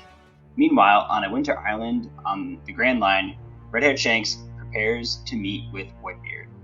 Back on Jaya, the Blackbeard pirates assemble to hunt down a pirate worth 100 million berries. I wonder who. All right, so this is also another pretty big chapter, I think. Yeah, Yep. A lot going on here. Lots of new characters. Yeah, lots of new characters. Yeah, so where do you guys want to start on this one? A couple old favorites as well. So, yeah. Well, this is when I found out that the other warlords weren't giants, just very large people. I mean, not they like Torian Bragi, but they are big. They are very big people, but they're not like Whitebeard might as well be a giant. And if we're talking IRL world, if we're talking like the real world, Whitebeard is a giant. He's a Whitebeard is definitely a giant. In the concept of One Piece, he is just a really big guy. I guess he's not like Dory Bragi size, but he's just in the world of One Piece, he's just really big. It's like his leg is the size of his sexy lady nurses. Like it's bigger. Like he could fit. It's a lot bigger. he could fit 2 to 3 sexy lady nurses across one of his legs. Like, That's how you guy's measure really people in big. the world of One Piece. sexy lady nurses. Yeah. Like, I love that they all have like the same like tights or like what are like leopard. Like, it's like, Jesus, dude. Like, we get it. You're big. You're like, come on. But I love that he's That's how you know also he's made it. yeah, he's made it. He's positioned as this super strong guy, yet he's also hooked up to a ton of medical equipment and like has got a friggin' nose tube and stuff. So it's like, wait, what's also going on here? Because something Yeah, that's true. It's this weird dichotomy between his massive physique and his reputation versus he is also seemingly in like a retirement home or something, seemingly on his ship. Like, so what's the deal with that? So you kind of get the sense he's probably past his prime. Just a bit, maybe. Still wouldn't want to tangle with him though. Still with Buggy on that. They're all steroids. Just getting juiced up. It's Venom. We also get to see Shanks for like the first time in a long time. Yep. Yeah, we'll check in with Shanks. Yeah, it's great. Yeah, we get a little name drop for a new member of his crew, Rockstar. So we don't have that many people on his crew, but he's one of the named people. And then like Whitebeard is insulted that Shanks himself didn't show up, and he just sent this like new guy to like just give him a message. So he doesn't even like read the message that Shanks gives him. Yep. But the fact that like Shanks is trying to communicate with Whitebeard also means that like Shanks like must have some guts to again like try to send like not even go himself. So Shanks thinks he's too important to go do this thing on his own to go meet with Whitebeard face to face. So he didn't take the time to meet him. He sends one of his new members of the crew to go meet with him. So it's kind of a slap in the face, but it also kind of shows like how Shanks' attitude is towards Whitebeard here. So I think it kind of says a lot. Yeah, and maybe his rank too. Like we know he's high ranking, but we don't really know where he stands. Like as a pirate on the Grand Line, I guess. Like generally speaking. Yeah. Because Rockstar is like, wait, that's an important letter from my boss. That was from Red Hair Shanks himself. Are you crazy? And Whitebeard's just like, and I'm Whitebeard. So it's like Shanks isn't intimidating him like at all. Yeah. Name drop. Oh, we also get a little bit of Doflamingo's power. Yeah, at the beginning. Kind like not really sure exactly what it is, but he seems to be able to like control other people or have some sort of like mind control power, seemingly. He's just kind of like toying around with them. Yeah, like you said, we don't really know exactly how his power works, but he's like manipulating them and kind of like toying around with them. It's probably like a lot of Oda's reveals where like he tries to lead you in one direction, thinking it's like he did with Buggy, and he also did with Robin. With Robin, yeah. Like the mislead on like what their power is. So yeah, so I'm expecting that again. Yeah, like Doflamingo is just like so disrespectful. Like he's like playing around with the Navy people for fun. Yeah. And then like Tsuru, who's one of the advisors, is just kind of like, Doflamingo, be a good boy. Like, come on. Like be professional. And Doflamingo's like only control their hands. Yeah, Warlord's making a ruckus at the meeting. That's what you get for inviting Warlords to a meeting. Yeah. I don't know how they thought this was going to go, but they just felt they had to do it anyways. Like I feel like this kind of gives like the sense that like the Warlords are still like independent. So that, like they can't control them like 100%, but they can try to keep them in line as much as possible. So it's kind of like having like a vicious dog like on the leash, but like kind of like the leash go like a little bit further out, It's like they try to like let the leash go too far, but they let the leash go like a good distance, so they don't like pull them back. Like they kind of let them do their thing a little bit for the most part. Then we saw Crocodile, like he kind of ran off. Crocodile. So yeah, so they try to keep like a little control. Yeah, Luffy probably did them a favor. We also get introduced to Buddha Sengoku and his goat. Yes. With a little bell. Goat's got a little bell. Supreme Commander of the Navy. I think we later see the he's goat a fleet on the admiral. table. Yeah, so he's the highest ranking member of the Navy. So, I mean, he's important. Got a lot of medals. I don't know, like it's either him or Axhan Morgan, but you know,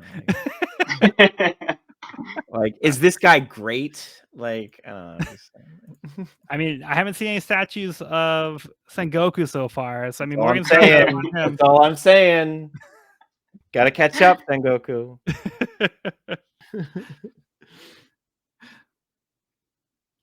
We also get to see Hawkeye. Yeah, Hawkeye makes a little return here, which is nice. Always welcome. I kind of get the sense that like Hawkeye kind of respects his role a little bit more than maybe some of the other members. Yeah, definitely.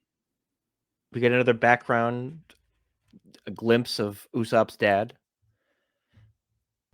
Oh, maybe. I think so. Let me. Yeah, near Shanks when he's like to Whitebeard's base on a winter island. Yep. So we see Lucky Roo, Ben Beckman, and Yasop chilling around with Shanks. Cool. I didn't catch that. Yeah, I recognize the guy on the right that always has like meat in his hand. Yes. Literally, I don't know if there's a panel where he doesn't have a piece of meat in his hand. That's his devil fruit power. He always has meat in hand. And I love he has the thinnest ankles in the universe, despite the fact that like he is just pure bulk on the top. Like, you know, it went all to my legs. None of this went to his legs. This dude skips leg day. I'm just saying. Like. But yeah, so after Rockstar reports back to Shanks that like he wasn't able to get the message to Whitebeard, Shanks like, all right, well, I guess we're gonna go meet him ourselves. So they get ready to ship off. Champ Jesus Burgess. Sorry. Yes. So yeah, there's a lot of different points here that kind of jumped around a little bit, but yeah, a lot of good stuff to talk about here. Because another one of the important figures we saw last volume was a stranger that Luffy was interacting with, who is none other than Blackbeard. Blackbeard himself. So, Evan, do you remember what we've learned about Blackbeard so far in the story? Well, I think that wasn't that part of what brought up our conversation about Shanks, was his reaction to Luffy deciding not to fight in that bar scene. Wasn't that when we first got introduced to him? Like he walked out of the bar after deciding not to fight. So Luffy and Blackbeard were in the bar and they were eating like the cherry pie. Oh yeah, that's right. That's right. Yeah. So this is the first time we saw this character Blackbeard. He wasn't revealed as being Blackbeard until this chapter.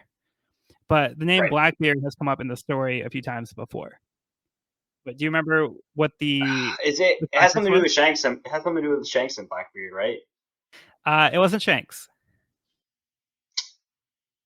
Trying to recall. So it was Ace.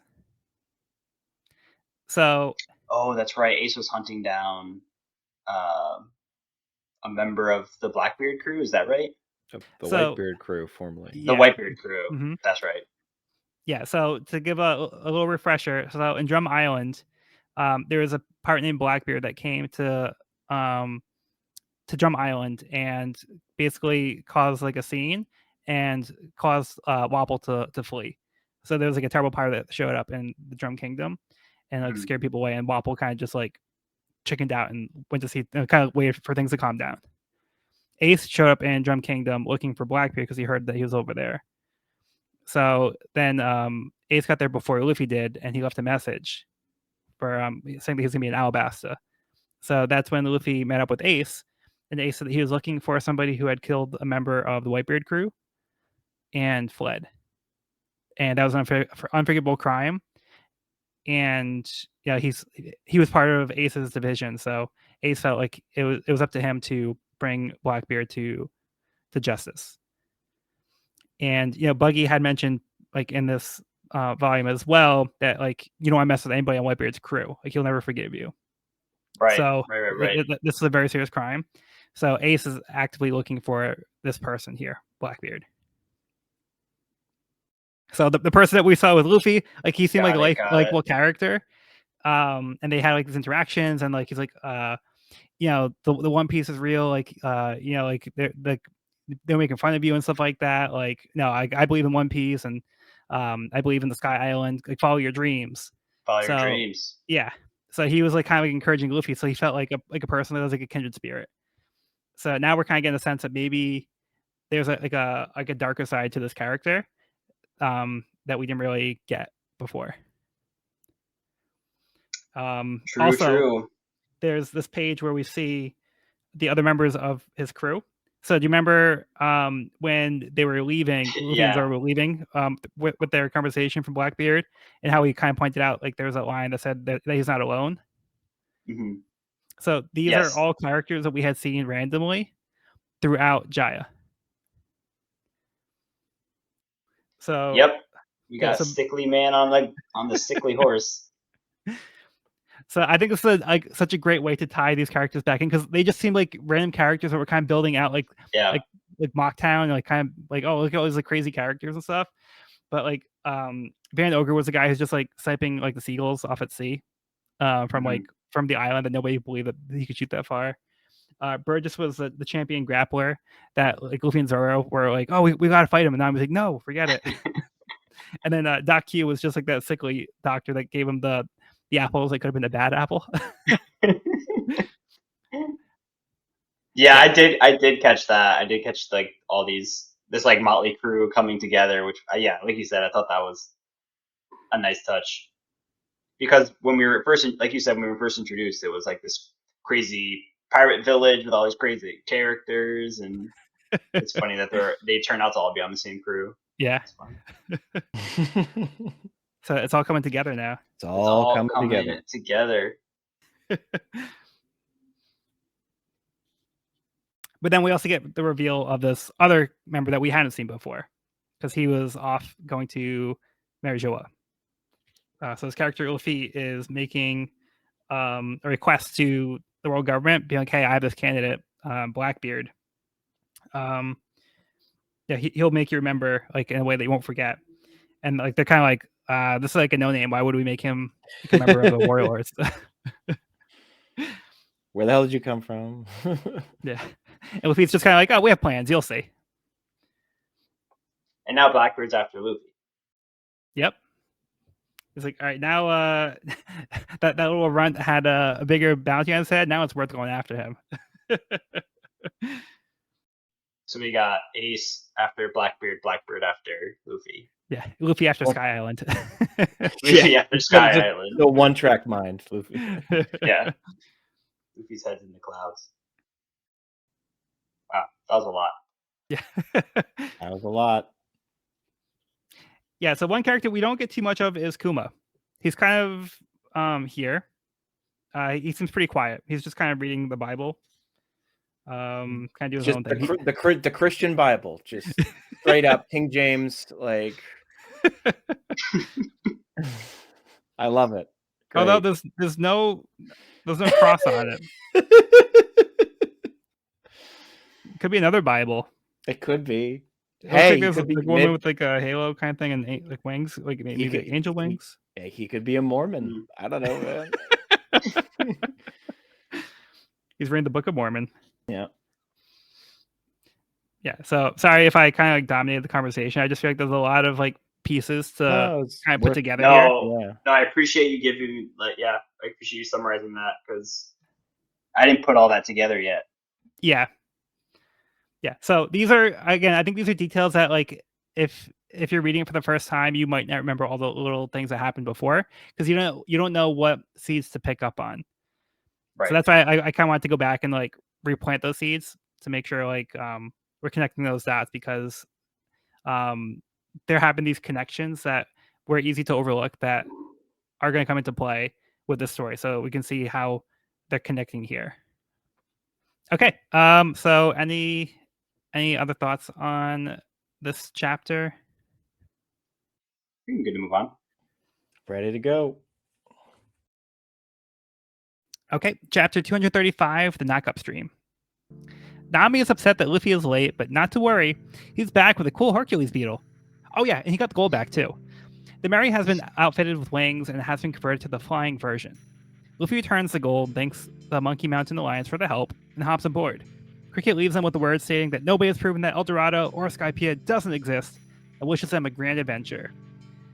Meanwhile, Blackbeard's crew has set out to Ocean in hopes of catching Luffy before he gets a chance to reach the Sky Island. Masura and Shoujo guide the Mary to where the knockup stream should be, as Luffy, Usopp, and Chopper mess with the South Bird to test if it can look in any direction other than south. A few hours later, they spot the Emperor Cloud, but it showed up earlier than expected. They still haven't located the knockup stream. The salvage divers investigate the waters and identify signs of a whirlpool, which indicates where the knockup stream will appear. As the waters turn violent, Robin asks Nami where the log post is pointing. It's pointing up, straight at the Emperor Cloud. The weather is perfect for lining up the Emperor Cloud to where the whirlpool is. Some are more excited than others as they get ready for the Mary to sail right into the center of the whirlpool.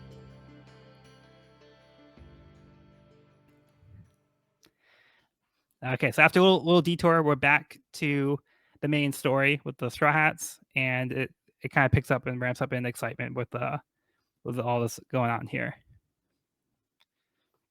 They're still heading for that Sky Island. All right, who wants to start off on this one?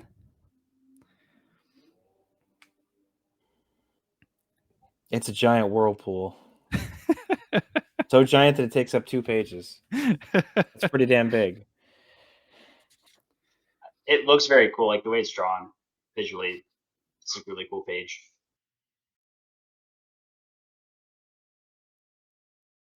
I love how Yeah. they give the reaction, or like what's going through everyone's mind as they're all looking at this massive whirlpool. Yeah. I love how scared the South Bird is getting. Just like, Joe.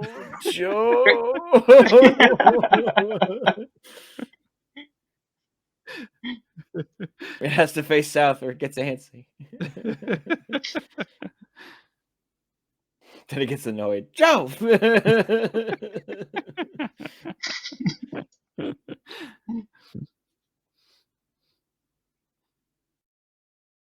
I do love Blackbeard's calm before the storm. Blackbeard's ship that's just like a bunch of logs tied together and like yeah, it's a glorified raft. Pretty much. Yeah, a little unconventional. If it works, it works. Yeah. Like it's a bunch of logs, but it's not a bunch of logs because there's also Yeah, it looks like there's, like, very much holes built in it to look Yeah. like a giant raft. So it looks like maybe those are cannons, or are those Oh, cannons? those are cannons. I cannons. think those are cannons. Definitely, that's crazy. Yeah, I just noticed. I thought they were windows at first, but I think they're actually cannons.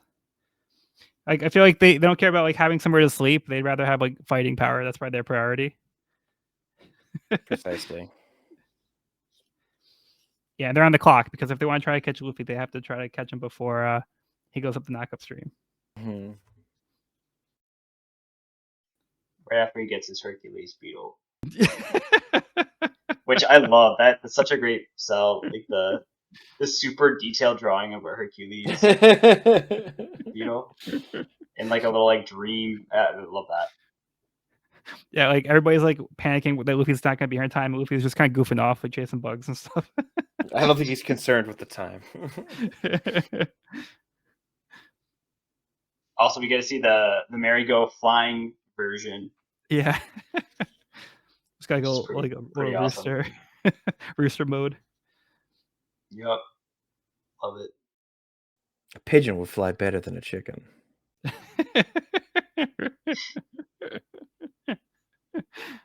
So we see visual evidence of just how much Cricket chain smokes here with his overflowing ashtray. This dude's lungs are darker than the blackest void. Darker than the Emperor Cloud. Like I don't think it's the bends. This dude just has lung cancer. I'm sorry. Yeah, right. like a week after this, he's just dead. Like, I'm sorry. Better find that gold quick, dude, or the tar is gonna catch up to you. Like, Yeah, but they really like got the work done. Like they were up all night they working were. on this, so they were dedicated and they pulled through. Looks great. Yeah. Yeah, and then that Monster and Shoujo helping them to the knockup stream, which is very cool. Like I love how like committed they are to also having them make it to the Sky Island, because like to them it's also like being like, oh yeah, it is real. It's like a real thing. Like we want you to make it, you know. Yep, taking a big risk for curiosity's sake. They should keep that South bird. That might come in handy later. Yeah. At the very least, we can just hear it say Joe at random times. Who needs a log post? We got a South bird. Yeah. Chopper can talk to it. South bird, which way is south? Joe. All right, thanks.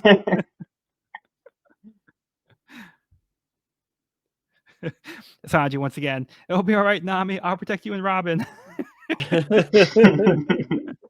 Know where his priorities are. Yeah. Luffy very excited to go to Sky Island. Does not care about this whirlpool. That's not scaring him at all. Okay, ready to move on? Usopp's having Ready. some second thoughts. As Zoro points out, it's too late. There's no turning back now. They're committed. Okay, so we do get the first part of the next cover story. Chapter title page, series number 5. I wouldn't die even if you killed me. Someone has landed on an island and taken some bites out of the surrounding environment. Don't quite know who it is yet. But there's some Got clues. some ideas. So some big bite marks. All right. Let's get the last chapter of the volume. Alrighty. Chapter 236. The ship sails to the sky. Amerigo is being swallowed up by the whirlpool when suddenly the ocean becomes calm. This is when the Straw Hats notice the ship of Blackbeard's pirates has closed in and is coming to collect the bounties on Luffy and Zoro. Just then, the knockup stream erupts, sending the Amerigo into the sky. The Straw Hats are sailing up the geyser when they start to lose momentum.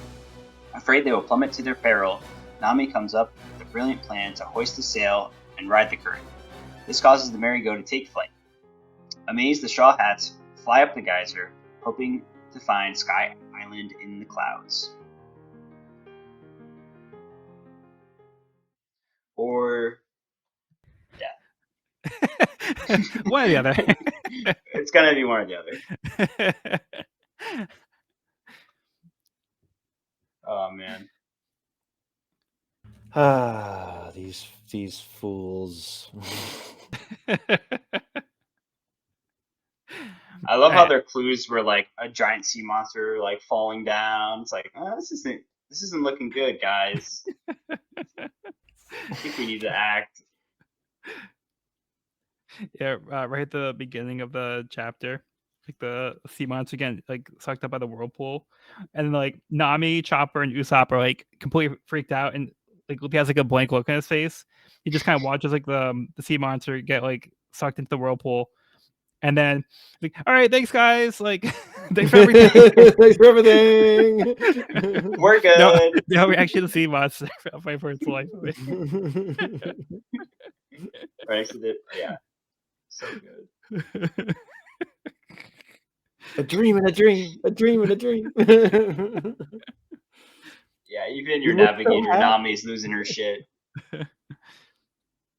But that gets Luffy excited. A dream in a dream, that's a great adventure. And he has the biggest smile on his face.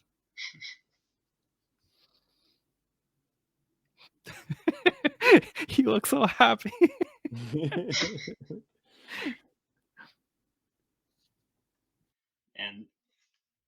That raft didn't hold up, huh? It looks a lot smaller in this when they show it here. The the Blackbeard, Blackbeard. the Oh Blackbeard yeah, it ship. just got wrecked. It looks like way smaller. Yeah, and it gets totally wrecked. I think it's probably just how big the knockup stream is. Yeah, that's true. Yeah, it just makes it look like it's a little regular raft. I was thinking with them like standing on it, it looks tiny. Yeah. So they do find out about their updated bounty posters. Yes. Which As someone's coming after them. Usopp sees with the binoculars. Sanji's like, "Where's my poster?" What? What's Now my hold line? on. What about me? Is there a poster of me? Nope. Look again. Nope. Still no poster. It's cool seeing the like wide angle shot of this, of like the guys who are getting shot up into the clouds. Looks very cool. Yeah. And relative to the island, like you can see the view from the island is just like this massive geyser. Right. Which is why that raft looks so small now. If you can Very see it from that far cool. away. Yeah, right. And just like the ship on the side of it is so tiny. Yeah. But yeah, it's a very cool moment when shit starts to fly. I thought that looked great. And like we were saying before, like with everything the way it was explained and how this is working out, like it definitely seems within the realm of possibility and like I think works really well. Yeah. And it's a very cool moment. And Luffy is hyped. Yeah, luckily they have Nami to navigate them. Yeah, she came in clutch there. Oh, I didn't notice the rooster tied onto the front of the merry-go. Yeah. Was that there before? It was, yeah. But it's like in black, so it's hard to like see. Huh, I didn't notice it But until yeah, just now. he's like a little rooster head. Like I noticed the tail, but I didn't know the little like. Yeah, so I like how Nami's showing more confidence here. She's like, well, if it's a sea, like I can navigate it. So Right. just trust me here. She's got this, even in this terrifying situation. You can see like the broken ships and the Sea King just like falling, the one from before. Yeah, and then meanwhile, yeah, just getting little reaction shots from everybody in the crew is really cool. And then again, Robin just silent, just kind of enjoying the moment, Yep. Oh, I loved. There's two shots of like everyone bracing for the ship on the ship, which I just thought was hilarious. When because they're going vertical, and so Zoro's just like casually standing on the wall. Yeah. Like Sanji's hanging from the railing. Yep. There's a couple of shots of it. They're all pretty funny. Yeah. That's pretty great. Yeah, so it ends the volume on a cool note. It's exciting because we don't know what's in store for them up there. But yeah, they're on the way. All right, so any closing thoughts on the chapter? I'm excited. Off we go. Literally into the sky. Like you hear about people going into the horizon, like, oh, they rode off into the horizon. Like, no, they're literally going into the horizon. Like, all right, well, that's actually going to wrap up the Jaya arc. So let's get the rankings for Jaya. All right, so we have Sean's rankings. And Sean, did you want to go through your rankings? So yeah, Jaya. So it's weird for me because my favorite parts. So there's one awesome part of Jaya, which is I think the Bellamy punch. But is one awesome part enough to make it like that great? The best parts of Jaya, the multiple best parts that aren't the Bellamy punch, are stuff that doesn't happen in Jaya. It's like learning about the Marijoa stuff. Another thing, it's like, so it's weird. It's like, is that considered the Jaya arc, even though these events are hundreds of thousands or thousands of miles away from Jaya at this time or something. Like, it's kind of just background information. So I would probably put it at like maybe, I don't know, right after Reverse Mountain, in between Whiskey Peak and Reverse Mountain. I don't know. Okay, so going through, I think it's like it depends. Do you count all the background information as part of this? I would say yeah. So if you do, then if you do, I'd put it at like the top of B. I'd put it at the very top of B for me. Okay, so going through your list, maybe the very bottom of A. We'll put it at the very bottom of A. The very bottom of A. I'm sorry. No, that's final answer. Right after, All right. So do you want to walk us through your current rankings? Me or Evan? Yeah. Me. At the moment, my very tippy top is Arlong Park at the very top of S tier, then Alabasta, then Bharati, all in S tier. And A tier, I have at the very top Little Garden, then Logetown or Roguetown. I've forgotten which one we've decided to call it. Romance Dawn, Syrup Village, Drum Island, and now Jaya, right after Drum Island. At B, I have the top of B is Orangetown, then Whiskey Peak, then Reverse Mountain. Nothing in C, nothing in D as of yet. Okay, cool. Okay, Evan, do you want to go through your rankings? I'm looking at them now. I'm trying to figure out where I want to put Jaya. I think I want to put it in A, but I think I might put it higher up in A. Like, I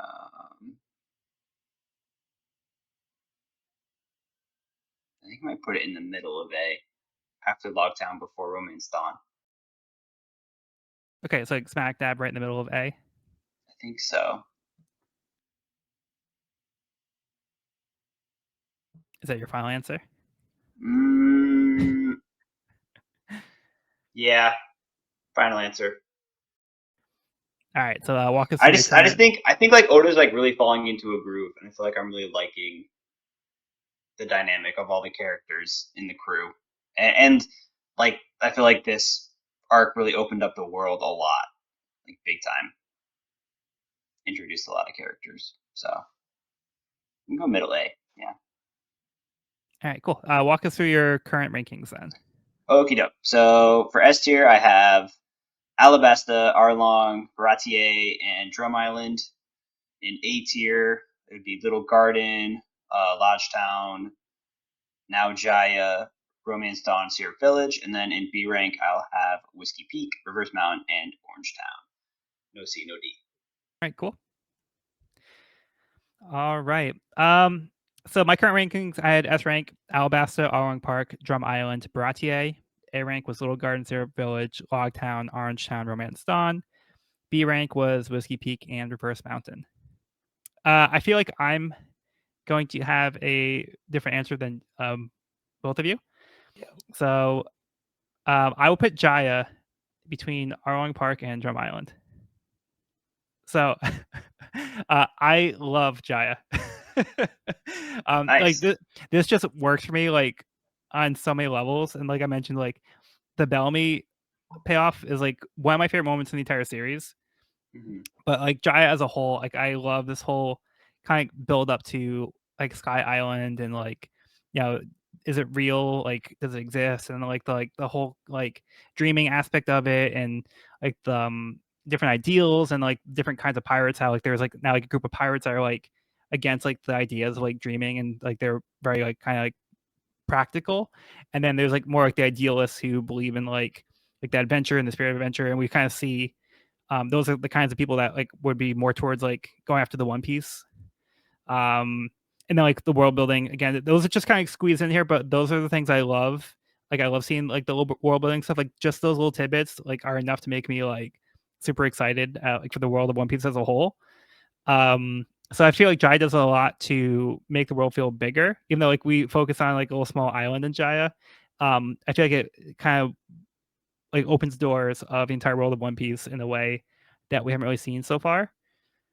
So yeah, I just think Jaya really works for me. I think there's a lot of like really fun things throughout, and then I think just like the build up to the Bellamy moment, it's not just the Bellamy moment itself, but the build up itself is so great as well, because like it just makes it that more satisfying when you get that payoff, because we know that Luffy was capable of beating Bellamy, but like not even like maybe to this extent, but we knew he had it in him like the whole time as readers. So like, you know, getting that moment, like that payoff, just makes it even better when we get there eventually. So yeah, I love Jaya. So that's my answer. Totally. Well said. Well said. All right, so I think that is a good place to end the episode. So you can find this episode wherever podcasts are found at wearereadingonepiece.buzzsprout. Sorry, we're reading One Piece podcast.buzzsprout.com, or on the YouTube channel at We Are Reading One Piece. This is a spoiler-free channel up to where we record the podcast. So if you're new to the series, you can visit the channel there. You can also find me and this podcast on my YouTube channel at Pirate King Codex for various One Piece content. Next episode, we will be discussing Volume 26, Adventure on Kami's Island. I've been Joel, and I've been joined by Sean. This is not Sean. This is one of the 5 elders. Thank you for listening today. Please support the world government in all our endeavors, or else. And Evan. Thanks for listening. All right. Be sure to bring on all your hopes and dreams, and we'll see you on the next episode. And we do not condone the views expressed by the world government on this podcast. Hey, what are you doing?